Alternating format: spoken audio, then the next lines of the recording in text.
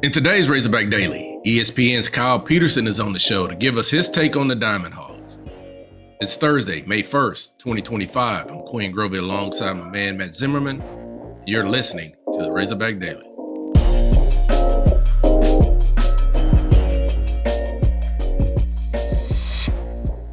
All right, folks. Well, thank you for joining us. I can't believe it's already the first day of May, Thursday, May the 1st. Razorbacks, big baseball series with the Texas Longhorns Thursday, Friday, Saturday. We tend to do pretty well in the Thursday through Saturday ones, Quinn Grovey. But we have a special guest with us to talk college baseball and talk about this series between the Hogs and the Longhorns. Kyle Peterson from ESPN. He's been on with us before. Man, he is so knowledgeable of college baseball. It really is good to have him back on the Razorback Daily. Welcome back, Kyle Peterson. Guys, how we doing? Should be a cool weekend. We're doing pretty good, Kyle. We're trying to get this kind of weather to move through. And generally, at Arkansas, we always feel like we have about 1 out of 5 SEC baseball series a year where we have bad weather. The rest of them are always pretty good. We've already had 2 bad weather weekends this year, and it changed times, days, everything.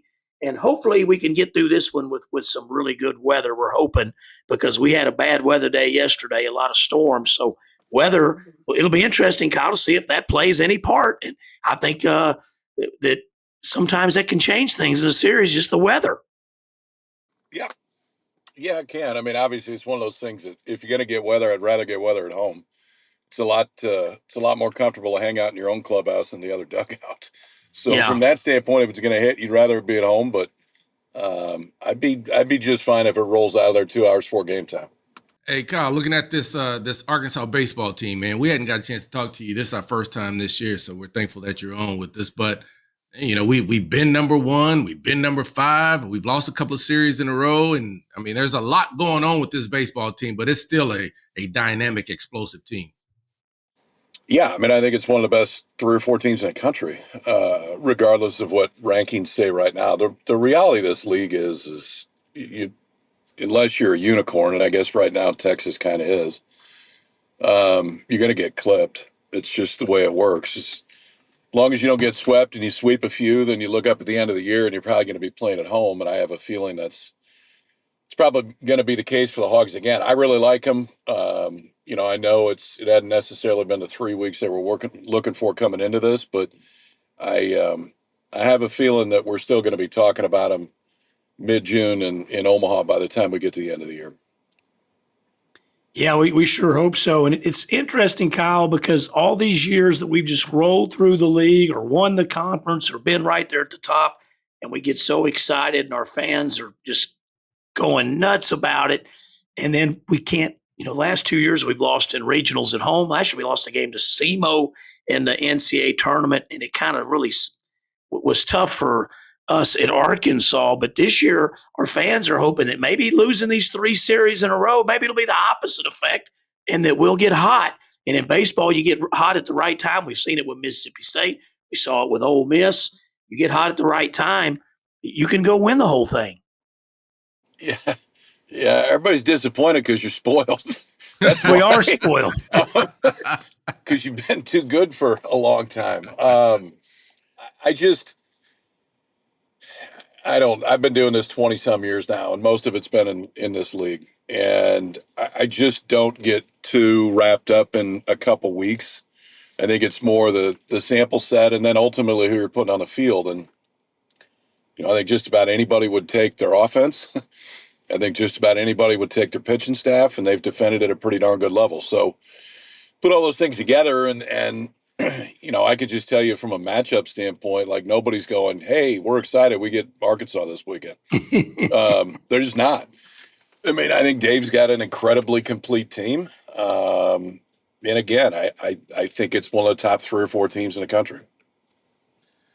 Hey, Kyle, you talked about the offense, man, and that's one of the biggest changes I've seen. I mean, Dave said after last year, he's going to go get some guys that can hit the baseball. 1 through 9, I mean, you can get punished. I mean, this team has batted around several times. Just talk about the offensive production from this team so far.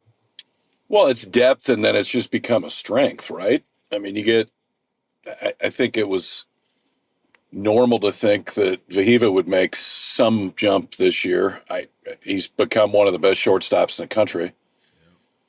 And then I know he's not little, but his little brother comes in and I think does more than you expected for somebody coming in their first year, regardless of talent level. It's you don't see a lot of freshmen come in and hit with that kind of power. I really liked Kojal. I'm biased because he's an Omaha kid, Yeah. but I really liked him last year, and obviously he's made a big jump. And others. I mean, they're. I always like asking coaches when we go on the road, who do you like? Who's the best team? Um, and just stop there, like not lead anybody anywhere, just see what the response is. And I would just tell you the responses about Arkansas are universally extremely positive, but more than that, to where it's different when you really have to fear their lineup because you know they're always going to pitch. Historically, they have. And it's not like they had bad offenses, but they just didn't have the thump up and down that they do right now. And what's interesting, I mean, it's a year to where home runs are down like 8%. People aren't hitting as many home runs across the board as they did in the past, but yet Arkansas has got one of their most offensive teams, maybe since Dave's been there, but definitely in the last 5 years. Why do you think that is, Kyle? That's really interesting, that 8% across the country. What's your thoughts on that? I think the ball's got to be a little bit different because the bats aren't, and guys didn't stop lifting weights as far as I know. So um, that's the only thing. I mean, sometimes it could be weird weather, to where I mean, it sounds like you had one of those nights last night, but I I don't have the inclination to dive into it that far. But I mean, baseball's the first place that I always go, and it could just be a blip. I mean, maybe it picks up the last Yeah, 4 weeks of the season and the postseason, and we're not saying that. But I do think it's interesting because every year, I mean, last year we had more home runs on average than ever. I mean, in the history of the game. yeah, So there was room for it to go down, I think. I kind of like the game better right now. I don't think, somebody hitting 155 home runs, 160 home runs is necessarily exactly the way the game's supposed to be played. But if they're hitting 120 to 130, the top teams, I'm fine with that. I think we're getting a little bit closer to that. So I didn't have any massive problems with the way the game was last year, but I do like it a little bit better now. Hey Kyle, you talked a little bit about pitching as well. I mean, Zach Root has been huge for Arkansas, and Vital Cheese has been great as well. And Gacko was our guy that was going to be our Friday night starter at the beginning of the season, and he's still trying to find his way. He's got great stuff. I mean, he's Yeah. going to add value somewhere, somehow, and maybe it's that middle reliever or whatever it is. But just talk a little bit about the pitching staff. Well, I mean, obviously you got a couple aces. And I think the goal is to always make sure you have one that you can match up with people on, well, generally Friday, but I guess in this case, Thursday night. And then Vital Cheese just adds a different level to that in addition to Root. The Gaggle thing is interesting because I wouldn't say everybody wants to be a starter, but most do. And sometimes, for whatever reason, you're better out of the bullpen. And I will just tell you this, and you're going to see him this weekend. Texas has, in my opinion, probably the best bullpen guy in the country in a freshman, Dylan Volantis, who may start next year. I don't know what they're going to do, but maybe the SEC pitcher of the year coming out of the bullpen and wow, filling a bunch. He's got 10 saves in the SEC alone.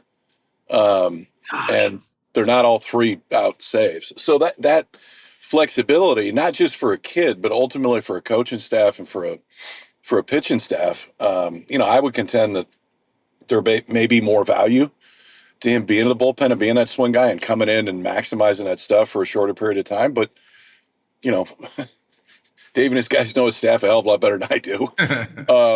But I will say this, when he comes trotting out of the bullpen, there's not a lot of guys running to the bat rack. That's not the one you want to face. well, that's interesting, and it's talking to you about Texas a little bit. Kyle, I mean, 19-2 in such a strong league is pretty crazy. Some can say schedule. I looked at their schedule; it looked like it's pretty darn good to me. But 19-2, and we're sitting in second place. And I never thought after 21 games we'd be 5 behind with 9 to play. But you didn't expect someone to be 19-2. Either Jim Schlossnagel's had success at TCU, Texas A&M, and Texas. So obviously, and he's got his people that beat him up too, like all coaches do. But obviously, he's a darn good coach. He's won everywhere he's been. Texas is the real deal, huh? Yeah, they are. They are. I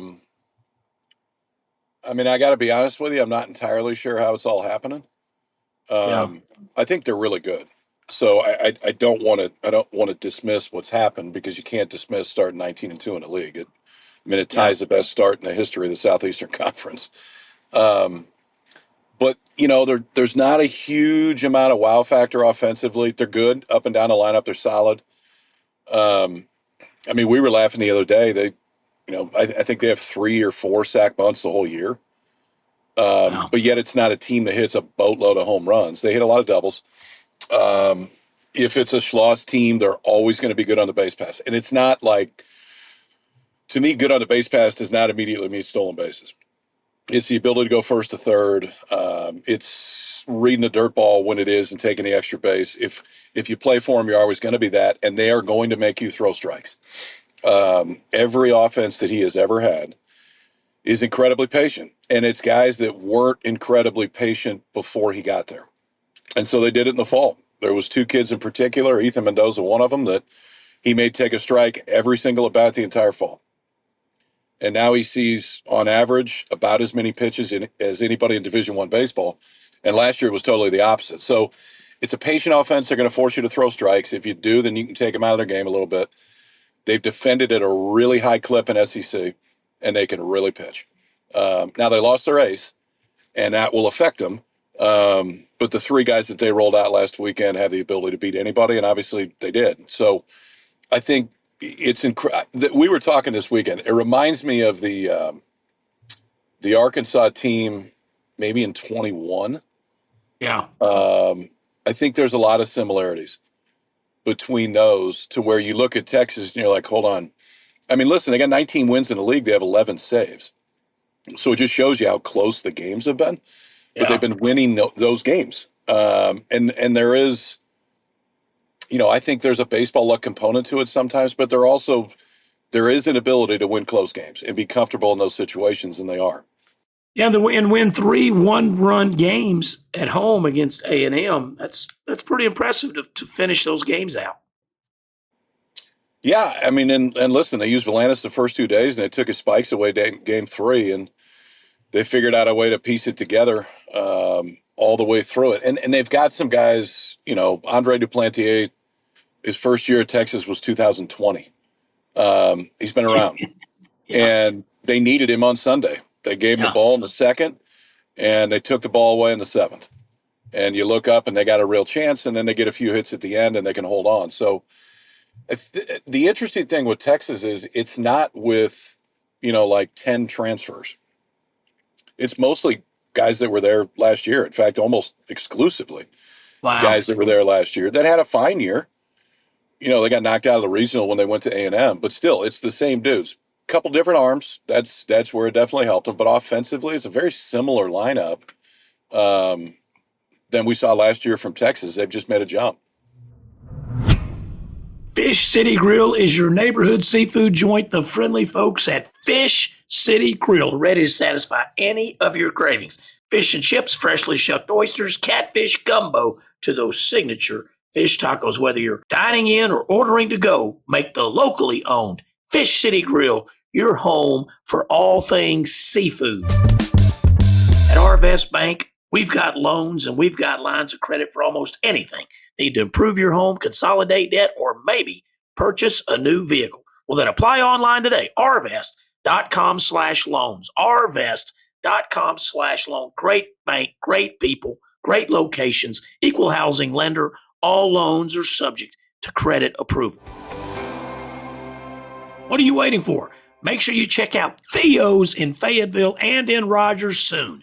Your locally owned destination for exquisite dining in NWA. Come join us for the best happy hour in all of Northwest Arkansas, offering a selection of small plates, cocktails, local draft beer, and some great house wine. Or just order off the dinner menu and enjoy a great entree like the lobster mac and cheese or the 16-ounce double cut pork chop. That's the one that Raylan Davis always loves. Just got married. Man, she's always talking about that double cut pork chop. Theo's Fayetteville in the Entertainment District, or Theo's Rogers in Pinnacle Hills, right there on Market Street next to the Embassy Suites.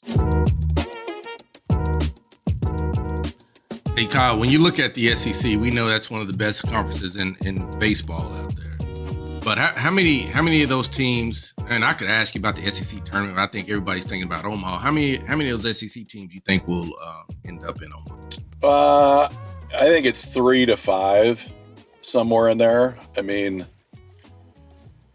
you just start looking at rankings, and I don't think it's quite that simple, but Texas, LSU are the two that are ranked the highest. I still think Tennessee and Arkansas are the two best teams in the league. Figure out which one you like better.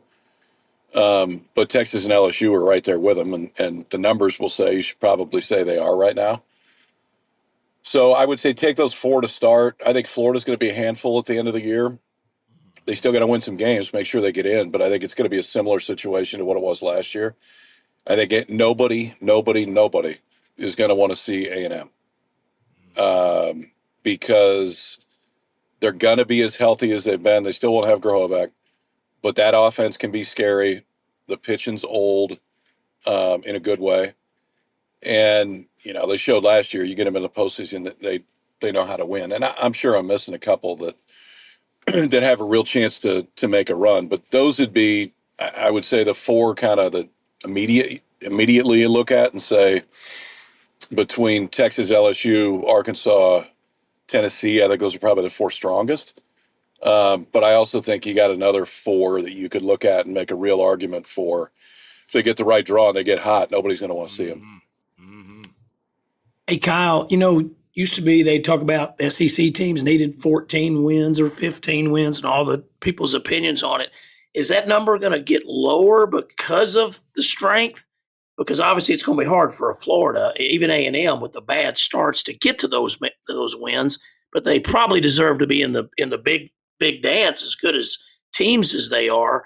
I'm sure the committee is going to obviously know the strength of the SEC, but that's an interesting question to me. Can you be 12 and 18 or 13 and 17 and get in the NCAA tournament? 13, yes. 12, I think it's going to be a little bit tougher. I mean, here's the Florida argument. They won 2 out of 3 against Florida State. They won 2 out of 3 against Miami. So take the league out of the equation, but they have 2 because Miami's playing better and Florida State's top 5. So you take the league out of the equation, they have 2 non-conference series that are going to look really good. The other thing, if you look at Florida, is, they were one of the last teams in last year, and they were one of the last 4 standing.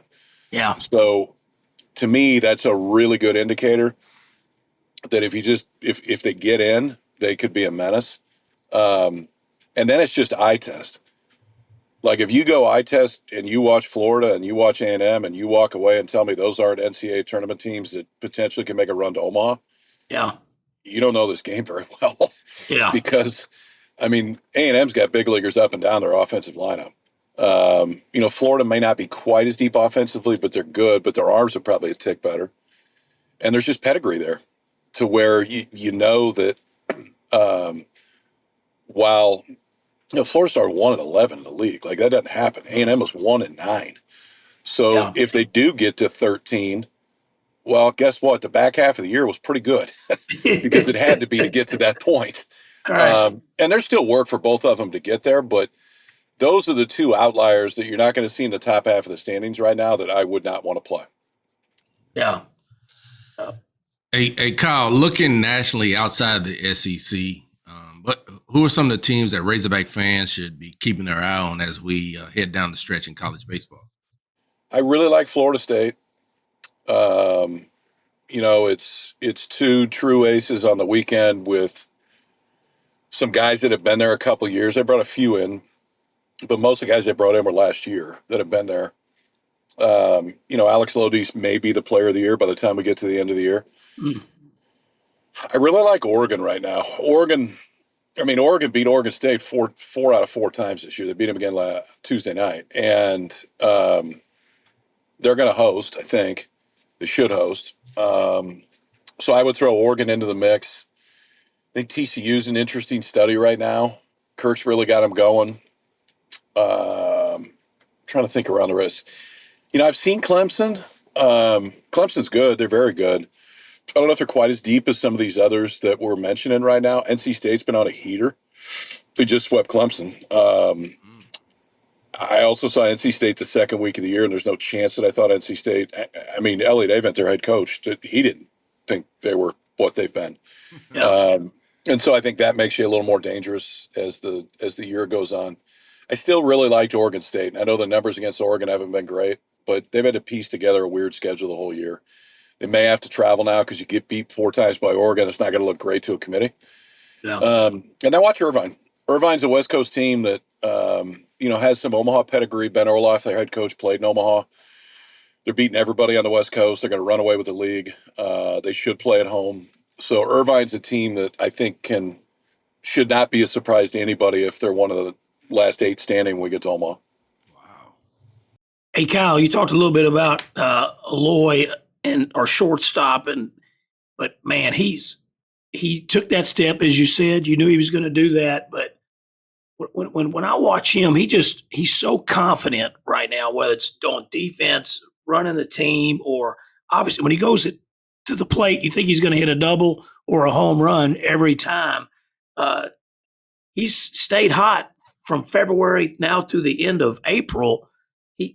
He's got to be one of the best players in the country, right? Yeah, I think he's on the short list for the Golden Spikes for sure, and some of it is because of what he's done defensively. I mean, you're always going to be able to find some offensive numbers. What I always try to pair with the offensive numbers is where do you play? Yeah. And some of the better seasons offensively that we've seen this year have been at premier defensive positions, primarily shortstop. I mean, you go look at the shortstop class this year, and then you throw Justin LeBron in from Alabama. It's about as deep as we've seen in a long time. That's, to me, one of the separators with him. I mean, it's a great offensive year, but if you're playing left field, it's a little bit different than if you're playing shortstop every day. Yeah. And not only if you're playing shortstop every day, but if you're playing it at the level that he's played it all year. So I think that's when you get to the end. We did a kind of a Golden Spikes preview the other day, and we had him on our top 3 right now. And nobody's going to argue with it. So the kid's he's had a premier year. And it's funny. You said he's stayed hot the whole year. I think he stayed hot the whole year because he's really good. And it's not with him. It's not going to be a hot streak. He's just. I mean, you may get him some weekend, but you ain't going to get him for the long period of time. And I think he's got a chance to play for a long time. Yeah. Well, Kyle, we always appreciate you being on the Razorback Daily. We're excited you're going to be here for the ball games this weekend, Razorbacks and Longhorns, and it's going to be a great series. You got any last thoughts on this series and how competitive it's going to be? No, I mean my last thought right now is circling around Theo's in a pork chop based on what I heard earlier. Let's go. Let's go. I think that's probably going to be my last thought tonight. Yes. And then listen, I love coming down. It's one of the best fan bases in the country. I've known Dave for years, and just always look forward to the times we get down there. So I'll see you this weekend, and I'll see you in a couple weeks for the opener of the Tennessee series. But you got a great area of the country and true college baseball fans, so it's always a joy to come down and hang out. Yep, it's going to be huge crowds for the Hogs and the Horns. We can't wait, and we look forward to seeing you. And we always appreciate you so much taking your time to jump on the Razorback Daily. Thank you, Kyle. All right, everybody. Have a good weekend.